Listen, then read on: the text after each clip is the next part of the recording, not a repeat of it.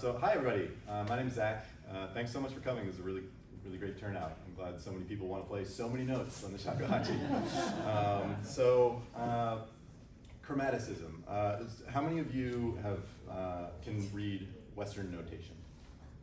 Okay, it's about a little more than half maybe. Okay, so we're going to be talking about Western musical ideas and how to adapt the shakuhachi to play any music, specifically not Japanese music. So for a moment, just in this classroom, when you leave, you can believe whatever you want, play whatever you want. But for just while we're in this classroom for a little while, we're going to forget about everything we've learned in regards to Japanese traditional music. So all the techniques, like all the ornamentations and things, and the whole way we approach music, I want to try to think about it a different way here, okay? And that's because we're trying to play music that this was not made for. And so it's going to require some different techniques, all right? So with that in mind, this is the first time we've ever seen this instrument, right? So let's all just together, without even playing putting any fingers on it, just like when you first started out and you just put your right hand on it, let's just all blow that open ha.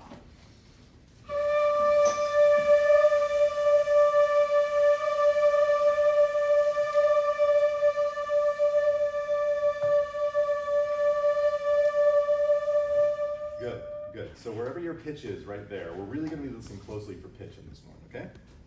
So we're going to call that center position, okay? That's where you are when you're not going any merry, you're not going kari at all, you're just blowing in tune straight into the edge of the shakuhachi. So what I want us to do is, when we're trying to play fast, I want you to go as merry as you can. Bring the pitch down as much as you can without bringing the angle of your head down at all. Okay? We're just going to use our lips for that. I'll show you.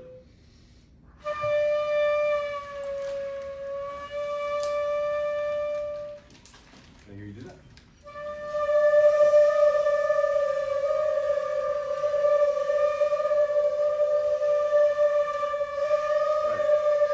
Instead of coming back up, let's do it all together, all at once.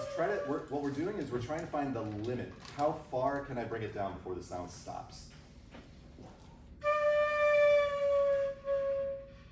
So you see the sound stops right there. So somewhere just before there, I'm going to try to find that limit and sustain that.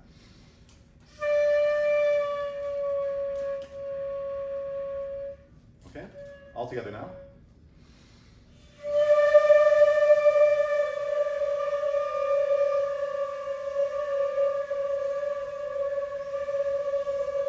So remember what that feels like. Remember where you put your lips. What did you do to accomplish that? For me, it's like the camel lips. You know, you're kind of coming over the top a little bit more. You're getting your lips closer to the utaguchi. Because what's happening when we go merry, what makes the pitch drop, is we're closing more of this top hole.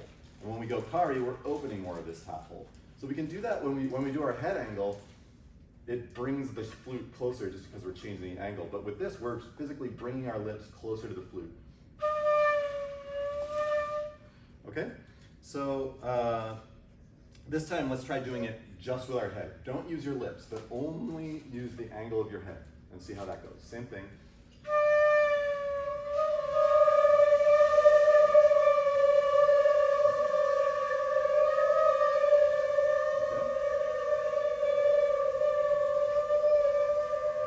Okay. Great. So again, always taking note of where is my body at this moment? Where exactly is my head going? How low can I bring it before the sound becomes unusable? So now we're going to compare those two types of merries because they're accomplishing the same thing, dropping the pitch. Okay? So first I want us to try doing lip merry. And what I'm going to do is go down quickly and come quickly back up.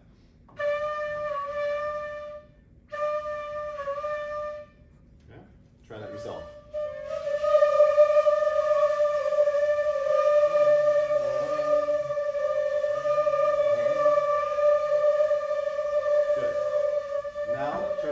Try to do it with your head angle.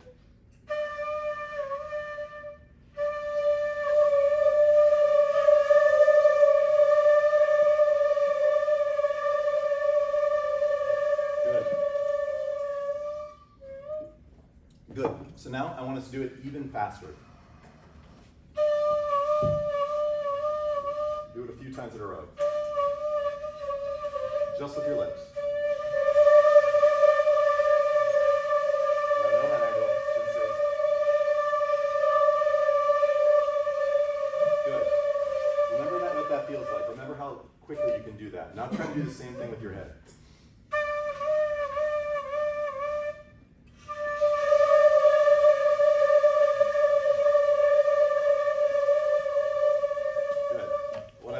Is it makes it look like you're all agreeing with what I'm saying.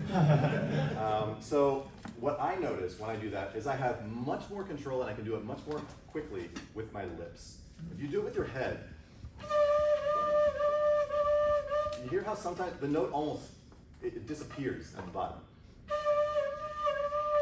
And there's some instability because this is a much less natural motion than you have to move many fewer muscles and we're trying to minimize motion as much as we can. So this is going to be rule number 1. And I'll put it in red so you don't forget. Rule number 1. Forgive my chicken scratch, but use lips for Mary. Okay? So that's not to say you can never use your head for Mary, but it is to say that your lips are, when we're playing fast and we need to make quick adjustments, your lips are going to be much more suited to do that sort of fast adjustment. And it also should be noted when we're playing fast and we're going to each note and finding where it needs to be, we're not always going to go to the limit. Right now we were testing the limits, but most of the time it's going to be like a little bit of the way Mary, and then your fingers will do the rest of the work. Okay, so your finger's going to have your lips are going to have much more precision than your neck and head angle is going to have. Now, if you find yourself in a place where you need to get a little bit more Mary, I would say usually go all lips and then bring the head in. And then with the two combined, you can really get a whole bunch of Mary. So what this gives us is, if we kind of visualize this a different way, I'm going to think of these as like two little knobs on a switchboard that I'm able to kind of twiddle to get what I want for pitch manipulation. So the first knob, this is going to be lips. And the second knob is going to be head angle. Okay? And I'm going to be able to move this all the way to its maximum, but I can stop anywhere along there. Does that make sense? Okay. So, next up, so let's talk about kari. So how many of you, when I say kari, what does that mean? Anybody? Sure. Yeah. Pitch going up. How do we accomplish that? Open the top hole. Sorry? Open the top hole. Open the top hole, exactly. And how do we physically accomplish that? How do we open more of the top hole? Head to the side. Head to the side, thank you. Yes, to the side. I am a staunch supporter of not head up. You could do that, or you could do this. Right? Always to the right. I'll get to why in a second. But what we're going to do here is we're separating kari. When we're putting on a horizontal axis, we're separating it from Mary. Because now we can go both very quickly instead of, you can, like the accuracy gets off because you don't know where your center is. Now we have a very distinct center and we're going this way and that way, making a right angle just like that. Can you all try going kari to the side? To the right, specifically, unless do we have any left-handed players in here? Okay, you get to go to the left. Nobody else gets to go to the left. Here we go.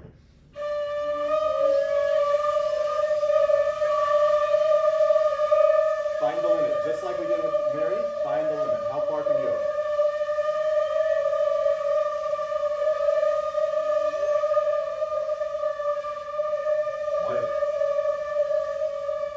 Right.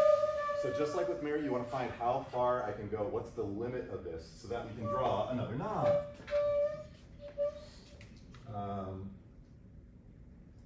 So this will be, Side to side. yeah, side to side. I guess I should say, we'll say side to side, sure. But it's more side to center. Right. So I'm just going to say side and you'll know what I'm talking about. Okay. Why do you think you should do it right? Thank you for asking that question.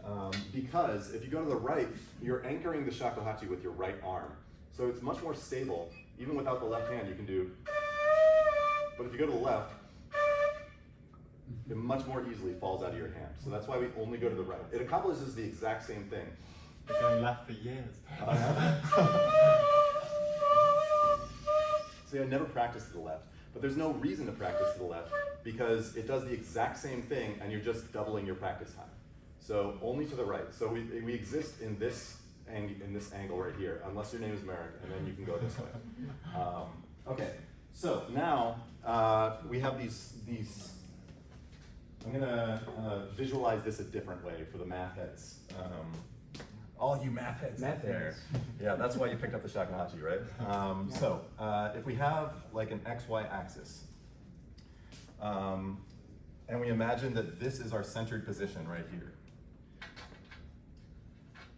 This one. This is where we kind of exist normally, okay? So if this, we're gonna call this our side, right? And that's gonna go this way. And we're gonna call the head angle going downwards, the Mary, we're gonna do this way, okay? So I'll even make it bigger because we all have a huge range. So that's kind of what you're doing. Now, what I should have mentioned about Kari is there is a little bit of a dimension where you can go up to help yourself out. You can still get a little bit more there, and that's helpful when you're playing notes like E flat, we'll get to it. When you're trying to get that E flat more in tune. If you just go to the side, it might be, you might just need to push it a little bit. So you have a little bit of room there in theory. So I guess this should be more like, I guess up to here, and then like that. That's kind of what it looks like. Yeah, let's say that. So then what's interesting about this is we also have all of the available space down there. So this is sort of like the negative space where everything turns on its head. So if we imagine this line, so that's sort of a splitting point where everything is inverse from one another. I'll demonstrate. So if I go, right now, I've gone all the way to the side and all the way down, and it's the exact same pitch as when I'm centered. Does that make sense? And then I can go back to down from there.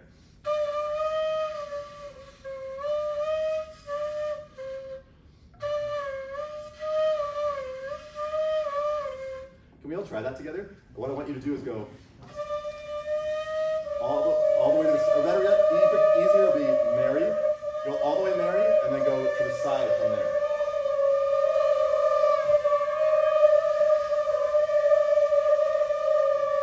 Let's do it all together so we can hear it. Ready? So I'm gonna bring you down, and then I'm gonna bring you to the side. Okay, ready? Start centered.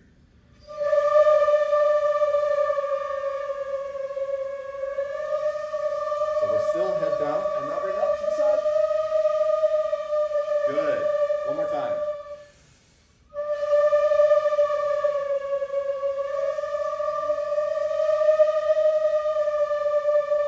Very cool. Very hip. Very hip. Now let's do it the other. Go the other way. Let's see if we can do it. Ready?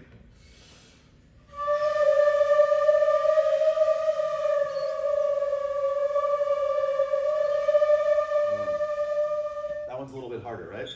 So now the exercise to do here to really test how good our awareness of this space is let's go this way. Start from centered position and go all the way diagonally to this corner. And what should happen is the pitch should not change.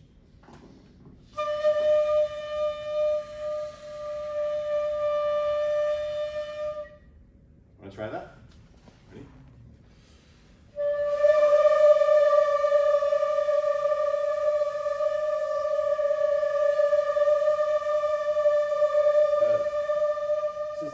This is something you can really practice to get more awareness in this space. So it's not like when we're playing a song, we're gonna be like, I'm going to put myself at -3 lips and head angle and upside. I'm not dialing these in. It's more about, these are the exercises to get familiar in this space so that we can go from anywhere in here to anywhere else. And it gives us all this flexibility.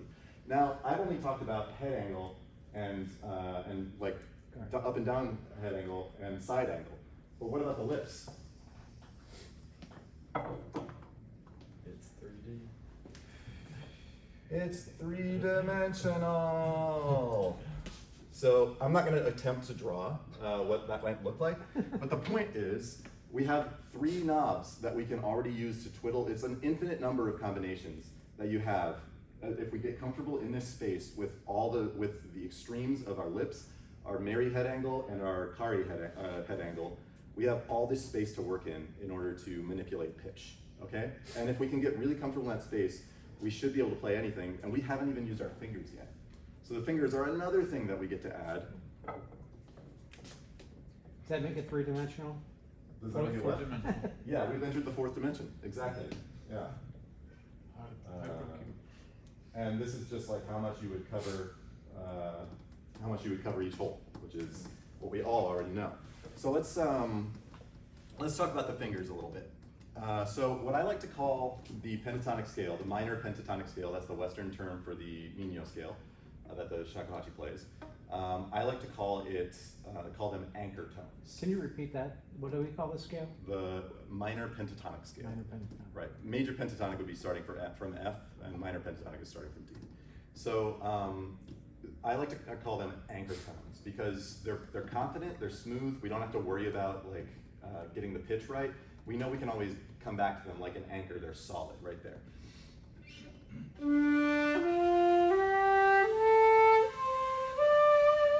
That does include back open ha. So let's all just play that pentatonic scale together, get a nice feeling, get our fingers back under us, because this is the first time we've seen this instrument after all.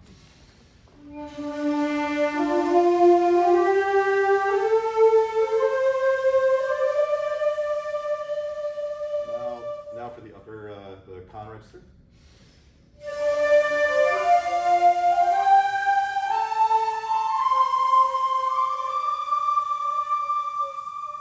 Good.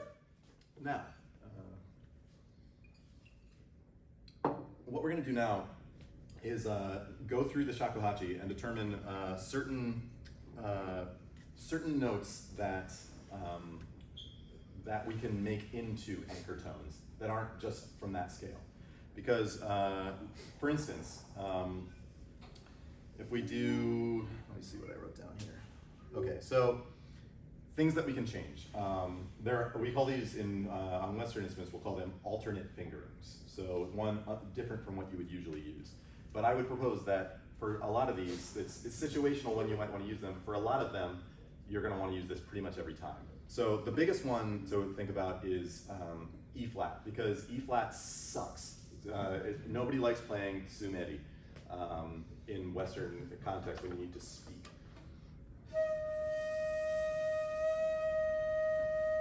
It can be beautiful, but it's so soft it's hardly even useful. So the alternate fingering for that is anytime you can eliminate covering holes or covering holes partially, you're going to be at an advantage. So we're going to just lift our back finger and go really kari on this one. Okay? You start from row, lift up your back finger, and go to the side.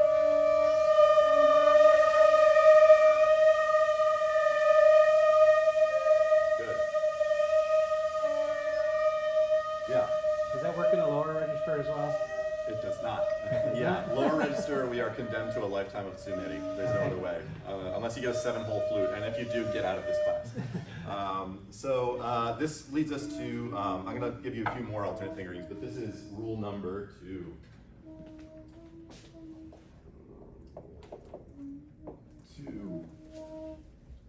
Alternate fingerings. This is, I don't even know why I'm writing this, nobody can read that. And you know what I'm trying to say. Alternate fingerings where we can. So, you're gonna have to mess around in that Mary Kari, we'll call it the box, this thing that we were just talking about. You're gonna have to mess around in the box, yeah? Why not use the open for 5 fingering? For that E flat? Yeah. Yeah, you can if you want.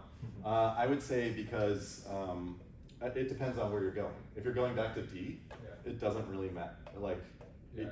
that's more motion. Right. you're introducing. So the whole idea behind all of this is to minimize the amount of motion and maximize the number of anchor tones. So notes that you can introduce as anchor tones. So we can, for low A flat, we can use oo for that, right? I would go merry with your lips and just.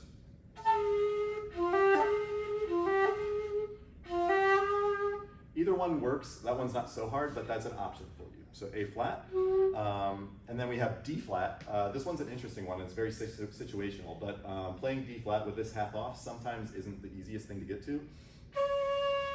So what you can do is, if you cover, on my flute anyway, if you cover just hole 4 and number 1, might not even need 1. That makes that an anchor tone. We're not using any half holes, you just have to go a little merry.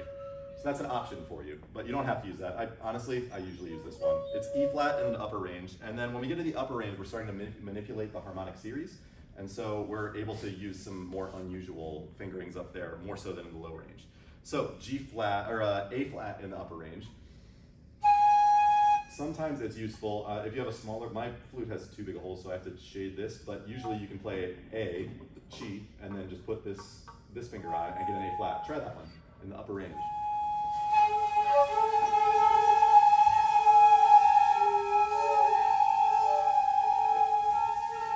Yeah, so you can play A.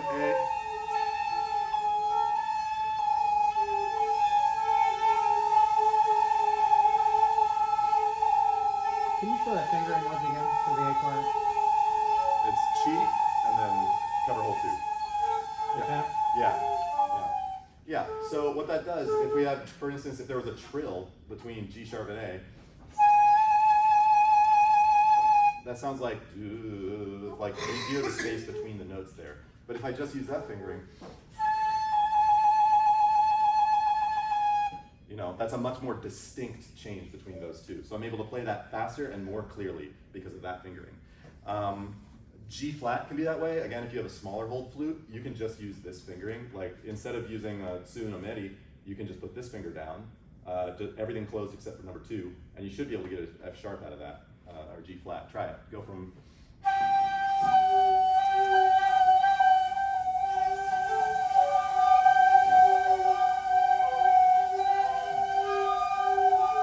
Yeah. It can have a tendency to go up, so you got to stabilize it. All right.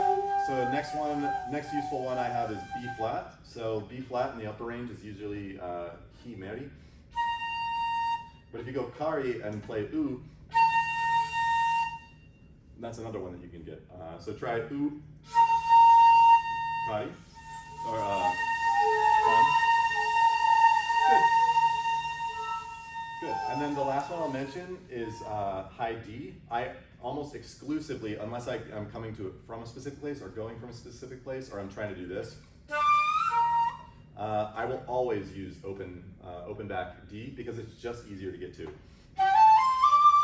Rather than having to go kari, or go meri, and also crack the back hole, it's just not a very precise fingering. It's beautiful, so if you're holding a note, great, but if you're trying to play fast, you always want to use open back he. Okay. So, talking about, let's see, the fingers. So when we do have to play half holes, and this is sort of where it starts to get difficult with the shakuhachi, right? So my way of playing, we're gonna separate all of this right now. We're just gonna use our fingers to manipulate pitch, okay? So we're gonna start from our, what did I say here? Let's do G, that's re. So I like to put on my half holes by, I kind of anchor my finger on the top of the hole, and then I roll it down until I get where I need to. So it's not, you don't want your fingers floating in space over the hole. So you're always thinking about, when I'm playing a meri note, or when I'm playing a note that's lower or altered from an anchor tone, I'm putting it on the top of the hole. And then I'm just rolling my finger back and forth with this motion to manipulate how much of the hole, okay? So start from a G, and without using the head angle or lips.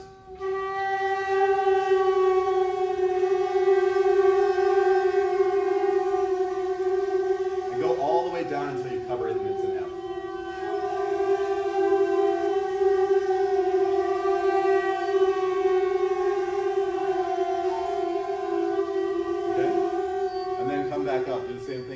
F and lift it up slowly.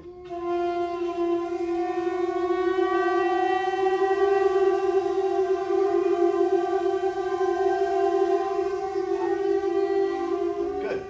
Yeah. So now we have all these options for manipulating pitch and how we can get, like, if I want to play G flat, I can play it like, I can play it with no finger, like with just lip. I can be anywhere in this box. And then I can also put the finger on. So the third rule would be use all of the manipulators. We'll call these manipulators. Or use all the tools at your disposal to cause mass destruction. Use all tools together. And this really, it's like, where am I coming from? So for instance, an E triad. So a triad is 3 notes together. So if I play these notes,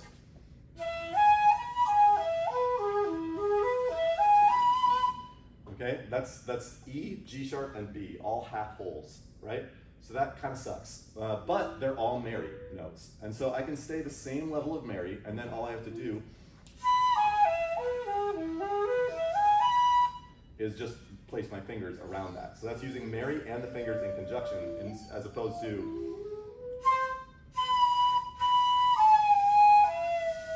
like just searching for it with my fingers. I'm able to be much more precise because I'm twiddling each of these and putting them into a quite precise position. Does that make sense? Any questions about that? Cool. So much practice to realize that you can do that for a certain amount of time before you need to get back. Oh, yeah. I should have said a disclaimer before this. You're going to have to practice this. All right, what's next? So practicing in conjunction. Just methods for practicing. So yeah, what you're going to want to do when you're at home and you're practicing this, that was a great segue actually, is start with one variable and then introduce just one other variable to it. So when you're just doing your long tones, as we're all wont to do, I might be saying, okay, well I want to practice my low B flat.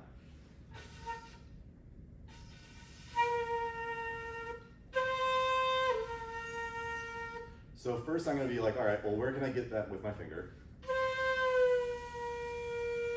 But here it's this airy tone, it's not very nice. But okay, what if I just do lips? All right, it's hard to get it all the way down there. So maybe I do head angle. All right, I get it there, but it's really weak. So now what if I just do lips and a little bit of finger? Now it's a little stronger, it's not as airy. Nice. Okay, what if I just put a little bit of head in there? Now I have a nice resonant B flat, even though that's usually one of the weakest notes on the shakuhachi. Okay? So it's all about just tinkering, and you're gonna have to find your own, with your lips, with your face, with your instrument, you're gonna have to find your own relationships of just how much. I can't tell you how many millimeters you're gonna have to go down. But the point is, we need to get really comfortable with our own relationship with our own flute and this space. And once we do that, the easiest way to do that is by introducing one at a time. If we just try to do everything at once, it can get overwhelming and we're kind of swimming in space and we don't know where we are. Ideally, we'll find a few different ways that we can accomplish the same goal. And then we don't have to be as precise. So the way you're gonna do that, and let's all practice this, let's do it on something easier. Let's say like from A. So let's all practice getting down to G sharp. So you're gonna start from an anchor tone and then start adding the finger until you get to that tone, okay?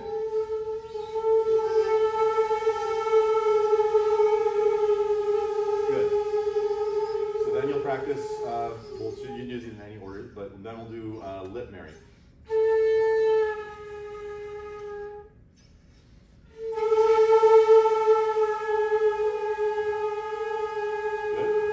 Let's do a head Mary.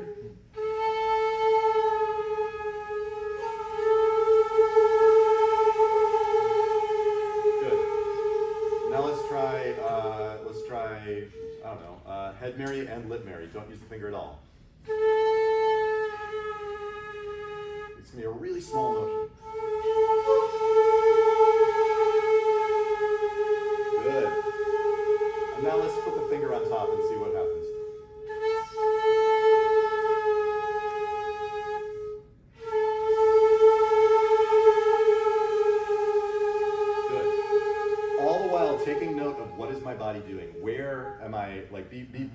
purposeful with your practice. Be very focused with your practice, and where exactly, be taking notes in the back of your head, where exactly do I need to be with each of these things?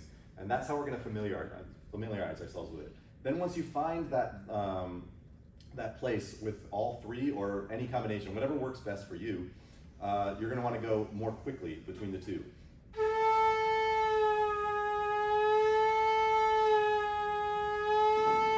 We're going to start slowly, okay? I'll conduct. Good.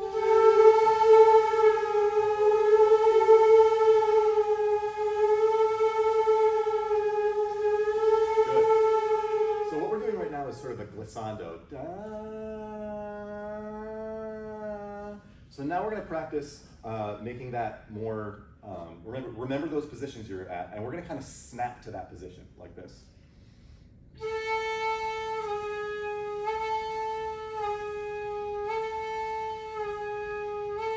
Not necessarily accenting the note. We don't want to hear ha, ha, ha. That's not the point. The point is to, as quickly as possible, get to that next note, the lower note, in a way that we don't hear the notes in between those notes. We don't want a glissando. We're just putting the finger on and moving whatever you need to move up here to get right into position. Thinking of it as snapping into a position. We're emulating like a flute would put down a key, and they have the luxury of just covering the whole hole, but we don't have that luxury. Then we're trying to get really close. Okay, so. Good.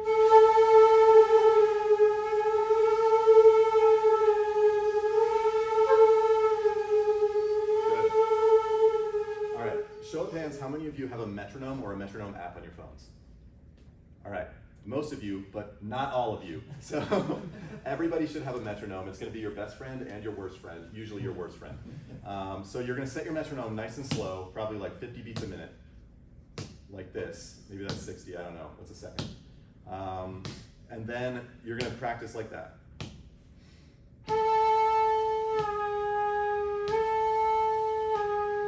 And until if it's uncomfortable, dial the metronome down. Get it to a tempo close enough that you're going to be comfortable playing that. Once you're comfortable playing it, you get to notch the metronome up a little bit. You get a star sticker, and then you get to go up like 5 to 10 beats a minute.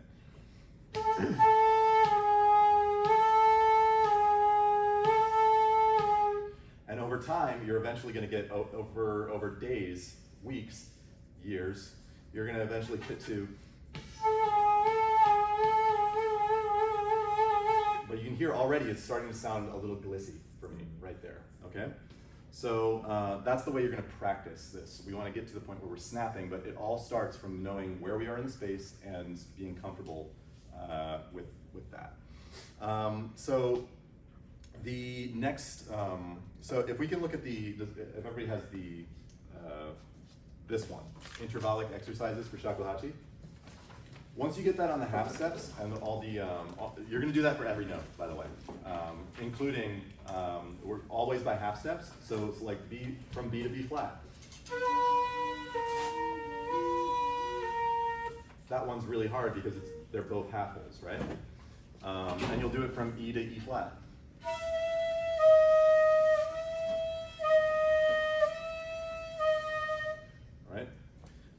So, intervallic exercise for Shakuhachi. So, theoretically, if we play every combination of two notes in the full range of the Shakuhachi, if we can play every one of them going up and down, we can play anything, right? Because it's a monophonic instrument, it can only make one sound at a time, so it's always one note going to the next note. So, if I can play, as is written on this sheet of paper, starting from Ro,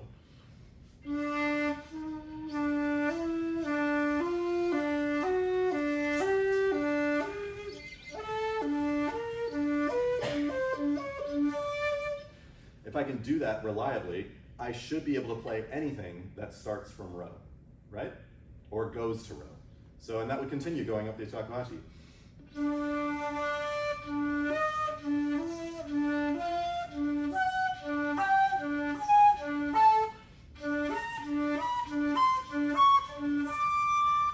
Okay? So that's the exercise, and then you're going to want to do that again for every single note. So starting from E flat.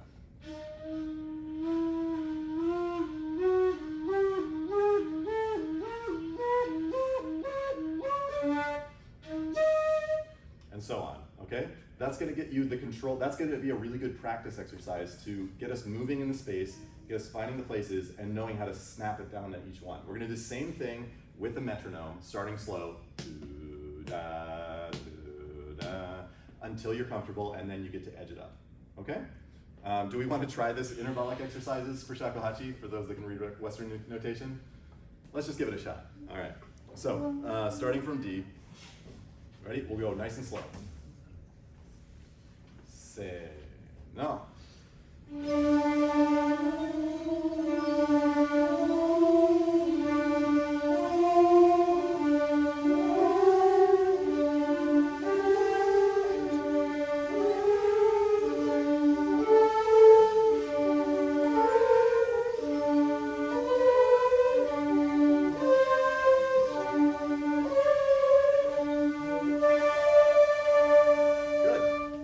Really good. You're off to a great start already.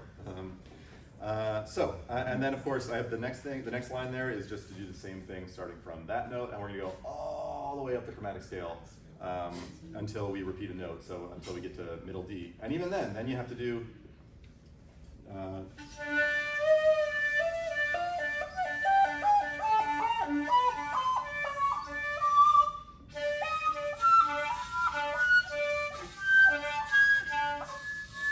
and so on, if you're interested in playing a daikon. I need to practice my high A's, as you all just heard. Okay, so then same thing on G right there, and then you're gonna wanna do them going down also. So from D, we don't really have any notes to go down, but like, as written here, you see starting from G,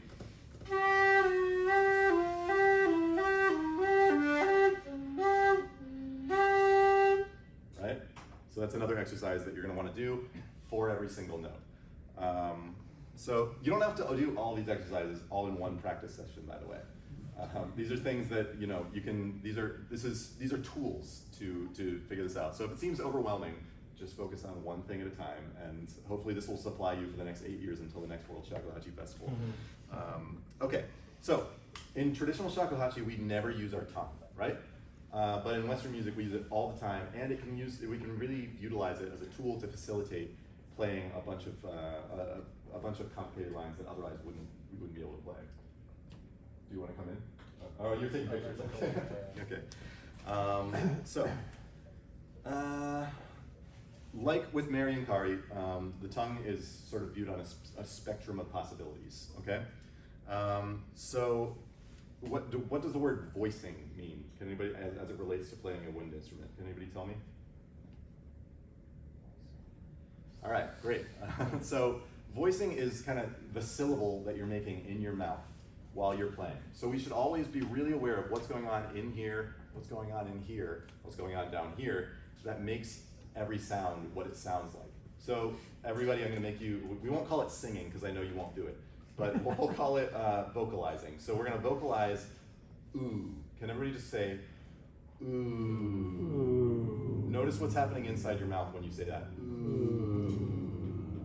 Okay? Notice what happens when you lower the pitch. Ooh. What's happening in your throat? What are you doing to make that happen? Ooh. You're dropping your voice box, right? Okay, we're becoming aware of what's going on inside our body right now. So what's the difference when we go ooh, ah, ooh, ah? What do you change in your mouth when you say ah instead of ooh? Your mouth shape. Your mouth opens, right? And a little bit your throat closes. What about ooh, ooh, That's purely with your mouth, right? So when we're playing shakuhachi, typically if we're holding a note, the tongue is resting on the bottom of your mouth, just staying out of the way, chilling out. And that's gonna be an ooh sound. You'll notice what's happening with your tongue when you say ooh. Ooh, it's just kind of sitting there, right? It should be about the same.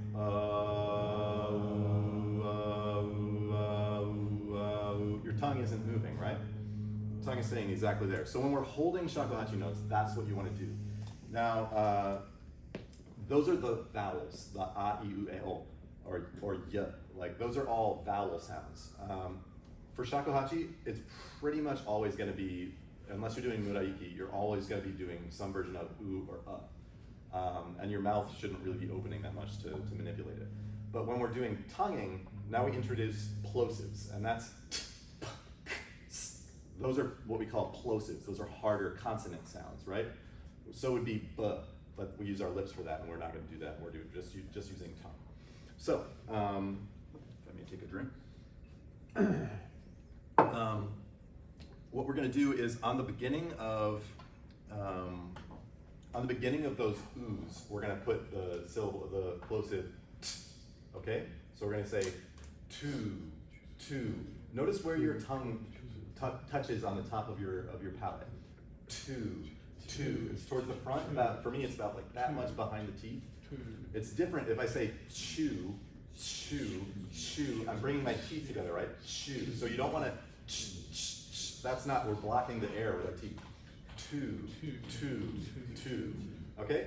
So let's all play. Let's just do a read.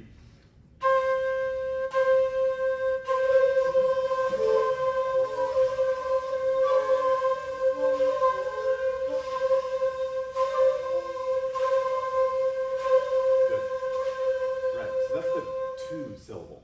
Now let's try, what was I going to say here? So yeah, what I wrote before this, the air seam is completely cut off. If you make a hard T sound, what happens?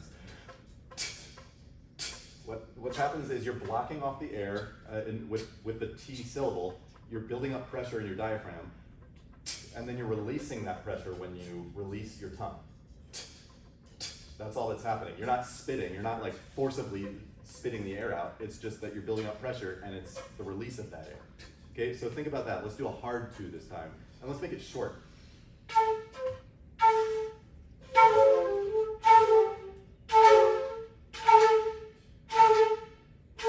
Good. Nice. Okay, so that's the two syllable, okay? That's kind of the default for tonguing.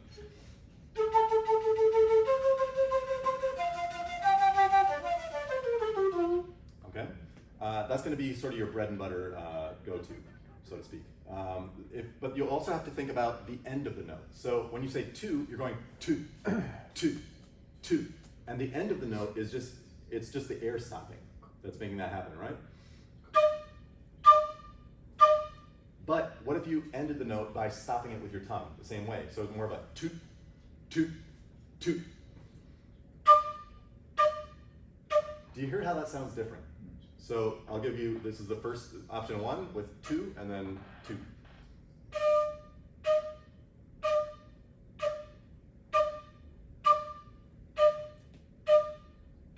In this room, it might be a little hard to tell because the reverb sounds like we're in a church, but it's more of a, in classical music, a flute player would almost always be going toot, toot, toot, toot, toot. It's got more of a sort of roundness to the end of the note. It's more of like a puff of air, whereas toot is a very hard like cutoff to the note. So let's just try, I want you to play 4 times toot, toot, toot, toot, and then 4 times toot, toot, toot, toot. All right, let's toot our horns.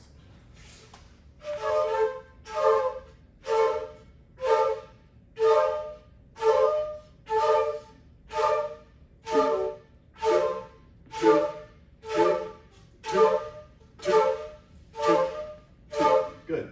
So the nice thing about toot is it also, and it's not to say one is better than the other. These are different tools for different lines. So the nice thing about toot is it already sets you up for the next line. Your tongue is already in position to do another toot when you're there, as opposed to.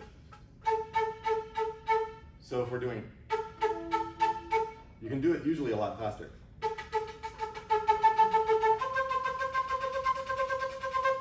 As opposed to, like I don't have the ability to put space, there's no space to put there anymore. So toot can be very useful, but sometimes it's too much. Now the other thing we can do with our tongue to make a plosive is the syllable do. Do, okay? Listen, this is a really subtle difference, but try saying to and then say do. Look at what's happening with your tongue. Your tongue is the only thing changing, and it's just a little bit different. Do, do, two, two, do, two, two. So I don't know about you, but for me, my tongue is just a little bit further back on my palate. Just like that much further back on my palate, and that much makes a big difference. Even if I do a hard do, do a really hard do. What do you do? What happens with your tongue? Do, dude. Depending on your accent, I'm just realizing like, do. If I'm from New York, which I am, but if I have a New York accent, I'm probably saying, what are you doing? And I'm probably like flattening out my tongue and do. But don't speak like a New Yorker. In this case, we're gonna speak like a normal person. Do. For me, when I do a hard do, my tongue comes way back. It almost kind of curls up and comes towards the back of my throat. Is that what's happening with other people? I can't see inside your mouths. Yeah? Do. But the point is, the tongue is not in the same place when you say to as it is when you say do. Okay? And because of the difference in the plosive, your tonguing is going to sound different. So here's to, and here's do. It's much softer, right? So give me 4 do's and then 4 twos, okay? Starting with duh. Now 2. Back to do and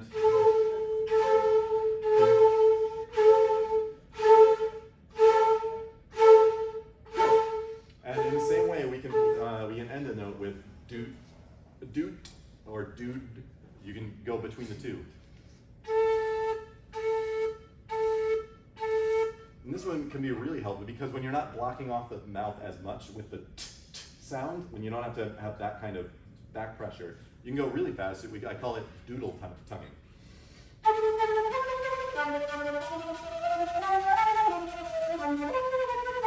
If you say doodle doodle doodle doodle doodle doodle doodle, that's all I'm doing. Doodle doodle doodle doodle. You're kind of getting an R sound almost. Just for a moment. Right. So that's like a cheater, which is what I would consider myself, a cheater's way of double tonguing. So let's look at the tonguing exercises for Shakuhachi.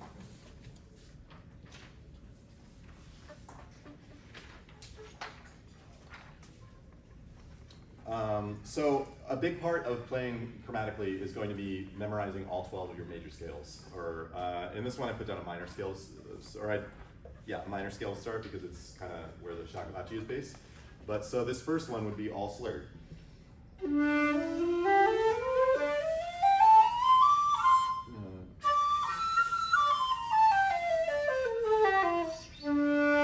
I have this going up to high F, which I don't expect anybody to really do. But so all slurred is something we're already familiar with. The second one is going to be all tongued, and you can do this with two tonguing or do tonguing. And so on. The next one is going to be slur 3 and then tongue 1, this pattern.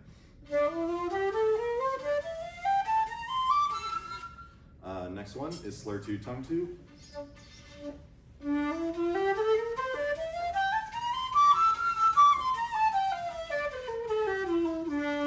And the last one that I have on here.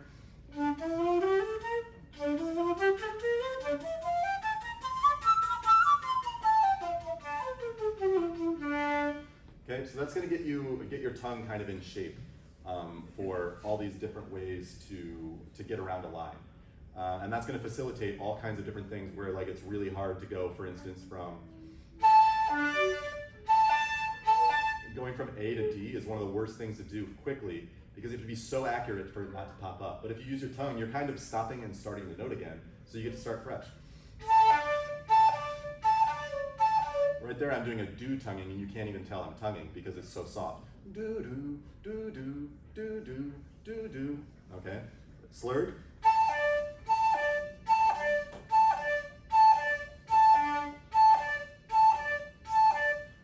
Could you tell me which one of those are do tonguings and which ones are slurs? Because I was going back and forth between them randomly. But if you get it soft enough, do do do do do do, you can really manipulate your lines a lot better. So then, I won't make us all go through these tonguing exercises right now, but what you should know about scales, going back to fingers, we also want to practice all of our scales. So that means, how many notes are there? Can anybody tell me? 12? Yeah, there are 12 notes. And so you're going to want to practice your F major scale. That's the easy one. But then you're also going to want to practice your G flat major scale, which has 6 flats in it.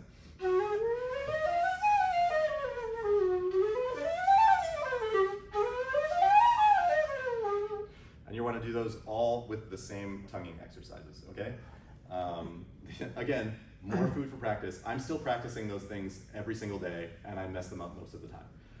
When you're doing your minor scale, are you using harmonic minor? Or melodic I mean, minor? harmonic minor is great to practice. There are an infinite number of scales that are available to practice, but the first ones to start with are the major scales. And the nice thing is, once you've learned 12 of them, you've actually learned 24 scales because you can bring it down to minor third, and then there's your pure minor scale. And if you think about it, if you start anywhere on that scale, you've learned 7 times 12, whatever that is. You've learned that many scales because you can start from anywhere on them. So happy practicing, everybody.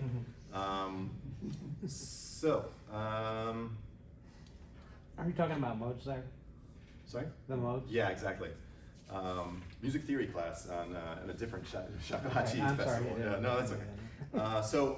The notes between the notes are something that we're going to struggle to get rid of when we're trying to play fast and play all these scalar patterns. So let's get out the chromatic exercises for Shakuhachi. This is going to be a tool that you can use. I still, again, warm up with this all the time. It's a really good way they're kind of finger twisters to try to push your playing to make sure that there are no weak points, okay?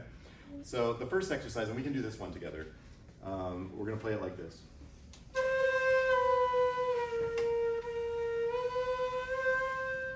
Okay? The first one, starting on a C. Ready, all together. 1, 2, 3.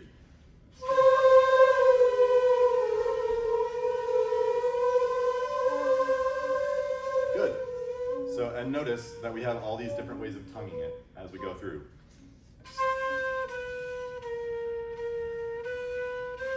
I chose these notes specifically because this space between C and A is just this big, messy space where it's very hard to, because there's 2 half steps in there, we really need to practice that, and the space in the lower octave between F and D, because there's 2 half steps there. We need to really shed those 2 spots, because those are the places that are going to cause the most problems. They require the most precision. Let's try this one tongued, so the second 2 bars. So da, ta, ta, or 2, 2, 2, 2, 2, 2, 3, and 2,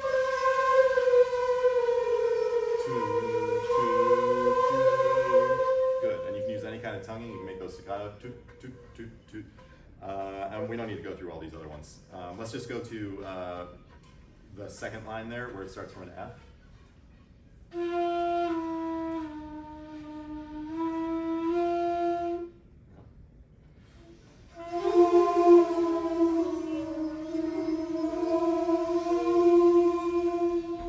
Yeah, that's a really hard one. And make sure this is another one where we're going to want to be doing the snapping motion. Remember, da,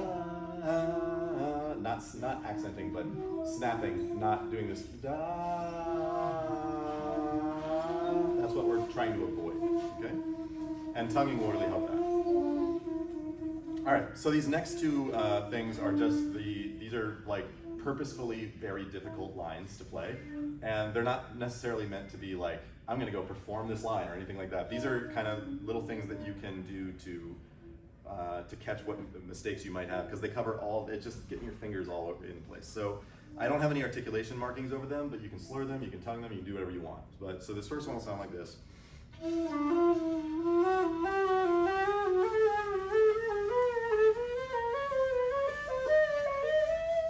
And you'll keep on continuing upwards.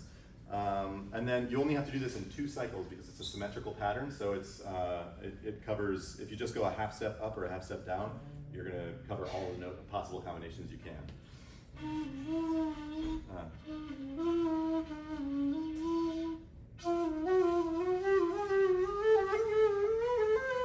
And so on. That first bar is a demon.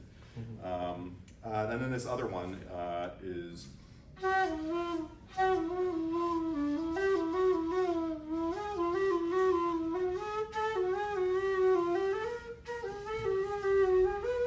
It's really hard. But again, like snapping motion. What you want to avoid is this sound.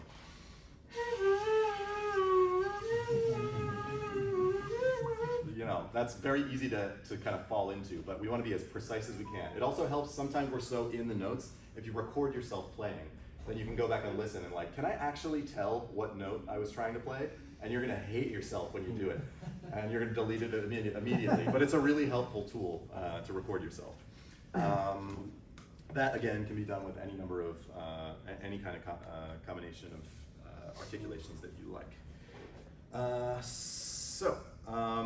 Now I wanted to talk about what I call the isms and Shakuhachi isms. Like, what is it why are we doing this? Why are any of us doing this? It's because the Shakuhachi is an awesome instrument, and we're not necessarily interested in it because we want to just make this sound play anything. There's stuff with the Shakuhachi that's been developed in Japan over hundreds, possibly more, possibly over 1,000 years. That's really cool to try to incorporate. And so incorporating those isms, when you're playing other music, like jazz, as I've been wont to do, kind of grabbing those influences you have, what I call it is borrowing vocabulary. So you've learned, whatever tradition of Shakuhachi you've been studying, you've been learning a vocabulary. This is a language that you've been learning. So you're getting all this vocabulary out of you. For instance, one phrase you all probably know is, right? Okay, we're in Japan, it's Honkyoku time, but that's vocabulary. Somebody who hasn't studied the music or hasn't listened to it before, that is a foreign word. They don't know what that means. They don't know the context that it belongs in. They don't know anything about it. So you have this treasure trove of vocabulary that the world is waiting to hear.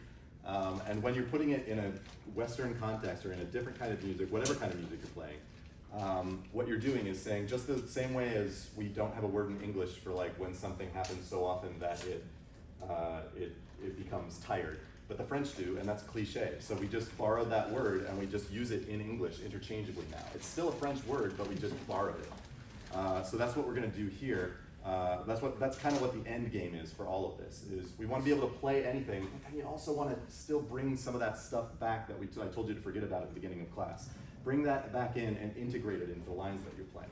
So for instance, there's a Charlie Parker song called Yardbird Sweep.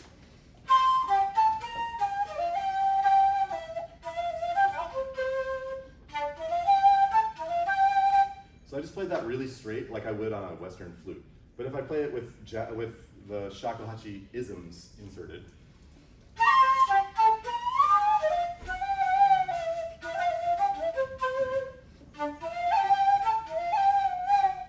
you know, all of a sudden we're somewhere in the middle. We've kind of created a new language. I don't know about you, but that's kind of like that gets the butterflies for me. Like that getting kind of a new, that brings a freshness that goes to the old tradition and brings a freshness to the new. And that's sort of what I want you to take from all of this is we're learning don't forget about the traditional stuff you've used, integrate it. So just a few final tips for practicing. So start slow, as I already said, get a metronome if you don't already have one, but start slow, use a metronome, and pick up the pace as you go until you're comfortable. Use a tuner. When we're doing chromatic music, all of these things are free. You can download them on your phone. There's a million tuners, there's a million metronomes out there. They all do the same thing.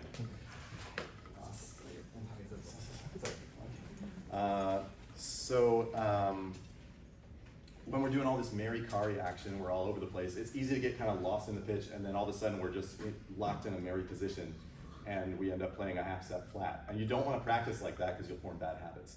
So what you want to do is just have the tuner on the stand. You don't have to be staring at it constantly, but every so often look over and be like, am I centered? Am I checked? Are we good? You and me, we good? Tuner? And most of the time it'll say, nah, man, we're not good. And then also practice what inspires you. I give you these exercises as ways to push you, but the easiest practice and the easiest way to focus on practice is by practicing things that you like. So if you have a song that you want to play that's got a bunch of chromaticism in it, practice that song. That's going to be way easier, and you'll learn it way faster and be way more satisfied with the result at the end if you do that. Another thing you can do is make up your own patterns. I just put some scales on here, but when you're practicing your scales, you're going to want to do something like.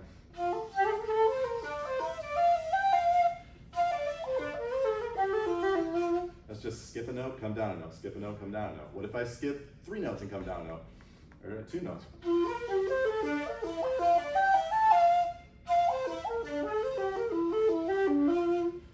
You can make up whatever you want. And if you, it's just like, do you like it? Is that something you want to integrate into your playing? Great, learn it. These are all the tools you need. All I really did to learn chromaticism is practice scales all day, every day, for like 6 hours for 3 months. And then, so just do that. Take off of work and do that. But yeah, and then the last rule, I'm not gonna write it on the board, but don't let this instrument ever tell you that it can't do anything, because it really can. It's the player who's gonna limit themselves from doing something. It might take a whole bunch of practice. That Giant Steps video took 3 months of practicing nothing but that, and the Snarky Puppy transcription that I posted took 2 years to get all the way under me. But it happened, it's possible, and I was satisfied with the result. Do not ask me to play it right now. So that's chromaticism. Does anybody have any questions? Yeah? Zach, you mentioned the to-do double tonguing. So is there some reason you're opposed to using the back of the tongue? Oh, the tucka, the right way to do it, you mean? Yeah. Yeah, it's just a little harder, especially if you're changing notes. And I wanted to focus, at least right now, on just using the tongue, and that's sort of involving the back of the throat. But what he's talking about is,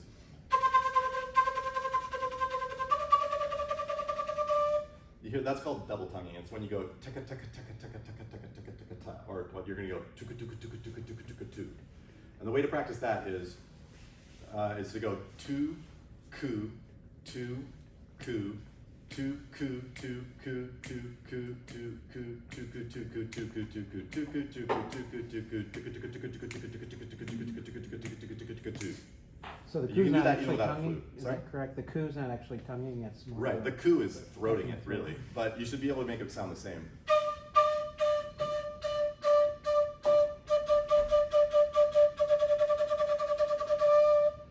Yeah. It is tonguing, it's just with the back of your tongue. Well, it's articulating, but with a k syllable, ku ku ku.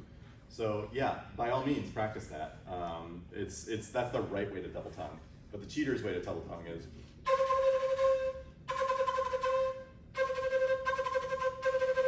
So that was going back and forth between the two. You can hear they kind of have different purposes. In the piece that I'm going to be playing on the closing concert, I'm going to be double tonguing, and I will definitely be doodle tonguing. But you'll hear it if you're at that concert. For general purpose, when you play something and you transpose it for different keys, and you find that specific things don't work in this key, and you do like a little bit change, is that a thing you do, or you just meticulously learn it? I should have written down my rule number 5. Don't let this instrument ever tell you you can't do something. Oh yeah, I guess I didn't write out the other, and that's rule number 2 twice. You didn't even tell me. None of you told me. No. So the exercise that I use for remember, it's always going to be between one note and another note that messes us up. It's because we're playing a monophonic instrument. So, like if I'm playing,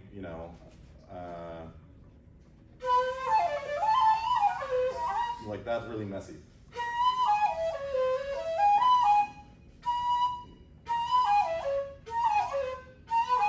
So for me, it's the G sharp going to the E right there that's messing me up. So what I'll do is I'll put on a metronome super slow, something like, and then with that metronome, you're going to play the lower note or whatever the target note is, and you're going to go really fast as you can, up to and back down to the other note. So like this.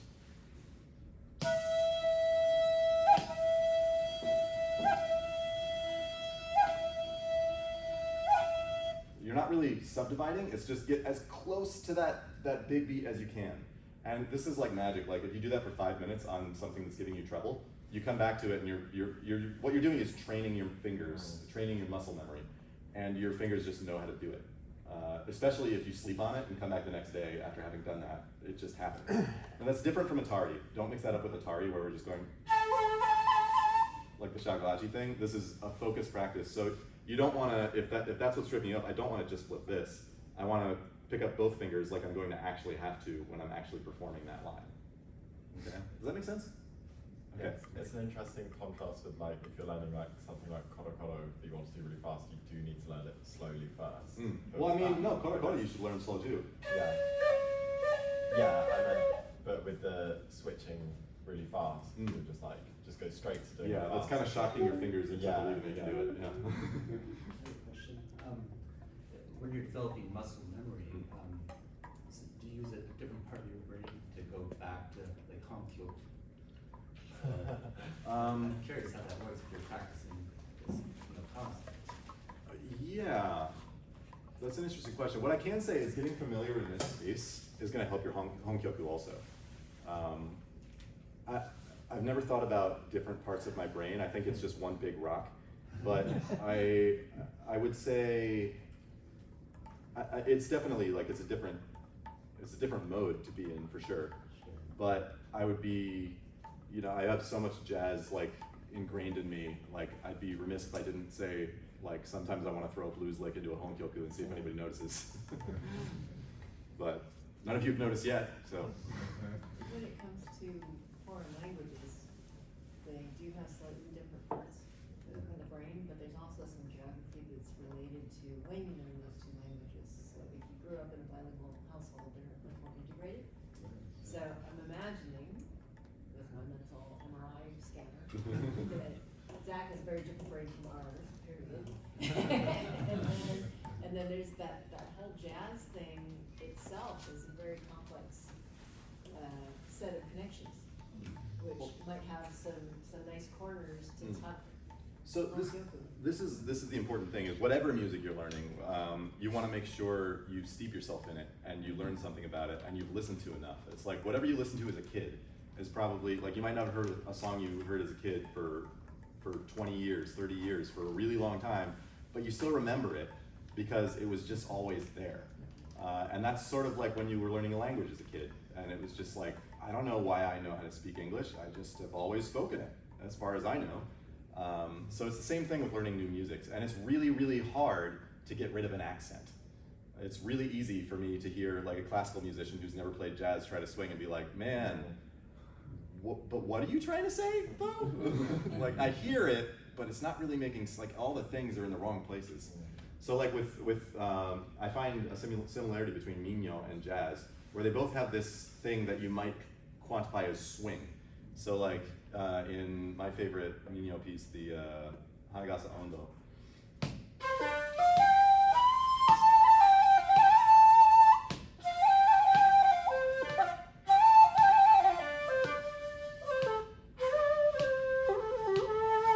You hear it's like dun dun dun dun dun dun dun dun.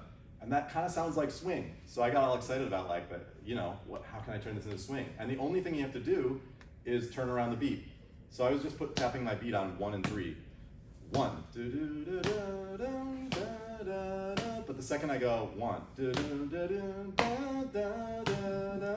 we're in jazz land, and that swing feels very different. It has a very different purpose, and you dance a different way. If you ever go to what they call it, bon odori, is that right? Where they're all dancing around, dancing in a circle, doing this thing. Like they're all very in sync on 1 and 3, and that feels so weird to me as an American who's always played jazz. I want to hear 1, 2, 3, ah.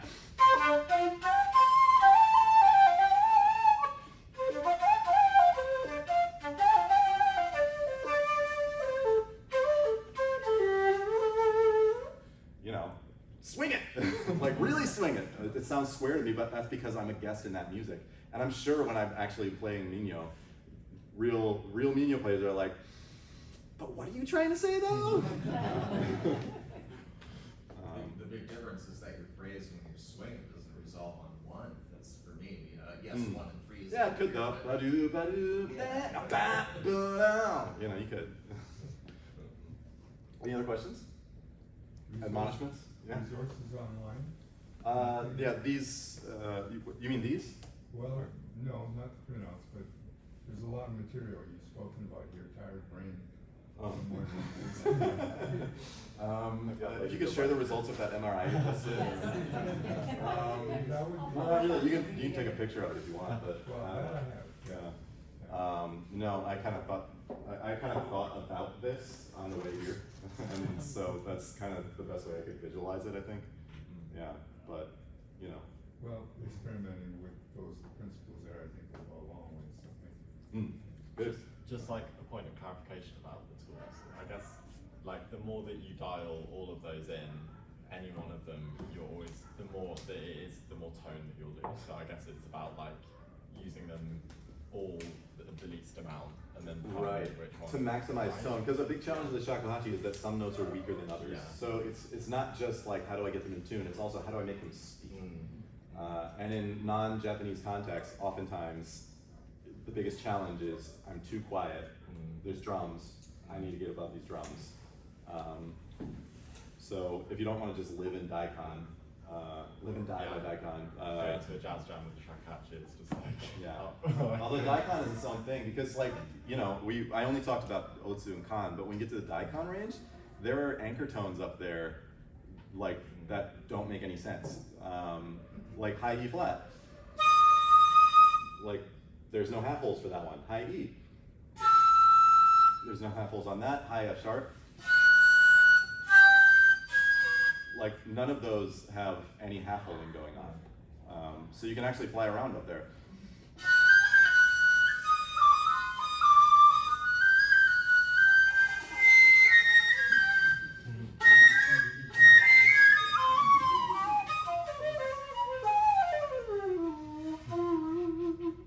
You know, you can you should extend your scales as far as you want.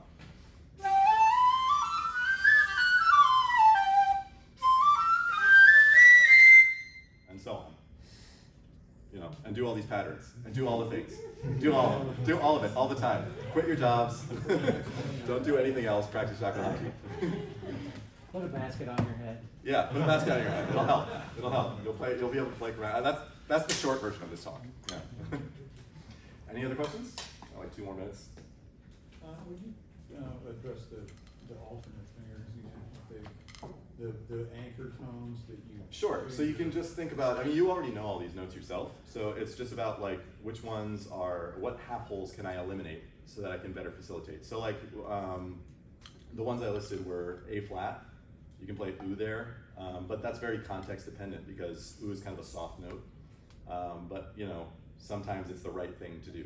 You really have to kind of make your own call. There are places where I need a little bit more projection, so I'll play chi mary, but I might not have to do chi mary. Yeah, but that's a half hole, so that's not really an anchor tone in my definition of it anyway. And then the most important one is E flat. In 99% of situations, I'll be playing E flat with just the back hole open and going kari as much as I can.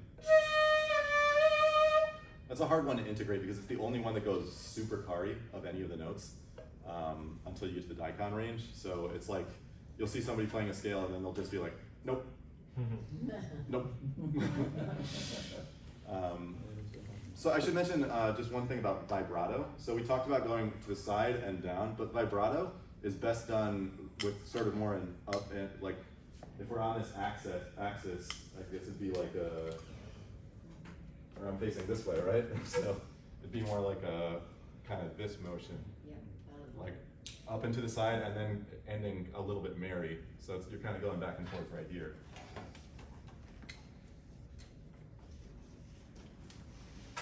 At least that works best for me. Cool? Like, Yeah, all right, great. Thank you.